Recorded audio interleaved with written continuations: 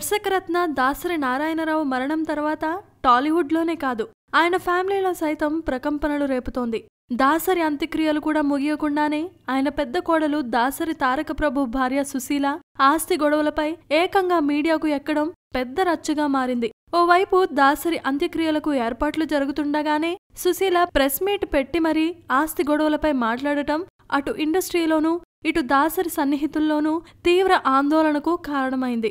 సుశీల ఆస్తి వివాదంతో మీడియాకు ఎక్కడంపై దాసరి ప్రియ శిష్యుడు మోహన్ బాబు తీవ్ర ఆగ్రహంతో ఉన్నట్లు తెలుస్తోంది. ఇప్పటి వరకు ఇండస్ట్రీలో ఎంతో మందికి లైఫ్ ఇచ్చి ఆదర్శంగా నిలిచిన తన గురువుపై సుశీల ఇలా మాట్లాడటం మోహన్ బాబు అస్సలు సహించలేకపోయారట.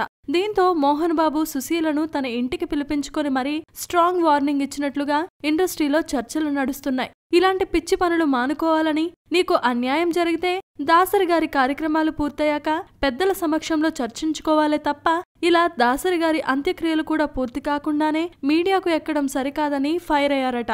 మోహన్ బాబు ఆగ్రహంతో షాక్ అయిన సుశీల తనకు అన్యాయం జరిగిందన్న ఆవేశంతో మాట్లాడనే తప్ప మరో ఉద్దేశ్యం లేదని, మీలాంటి పెద్దలు న్యాయం చేయాలని మోహన్ బాబు ముందు తన గోడు వెళ్లబోసుకుందట. Please subscribe. Hi, it's me Purna. Please subscribe.